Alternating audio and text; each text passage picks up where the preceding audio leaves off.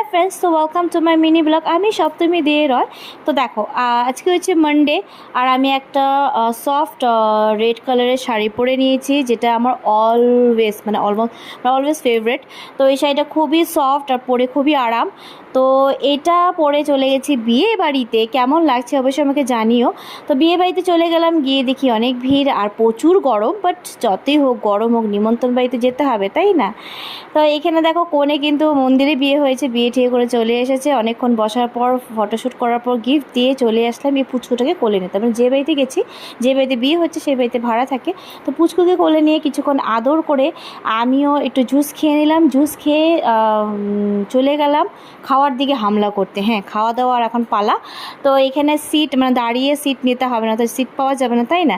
তো যাই হোক, একদিকে ননভেজ একদিকে ভেজ, তো আমি ভেজ আইটেম নিয়েছি যত সোমবার। এখানে ডাল, ভাত, পাঁপড় ভাজা আর পনিরের সবজি, আর হচ্ছে চাটনি, মিষ্টি, দই। আমি শুধু চাটনি খেয়েছি আর দই খেয়েছি। তো খাওয়া দাওয়া কমপ্লিট, এখন বাড়ি যাচ্ছি, হাত ধুবো। মানে পাশেই বাড়ি। তো কেমন লেগেছে ব্লগটা অবশ্যই আমাকে জানিও। So bye bye.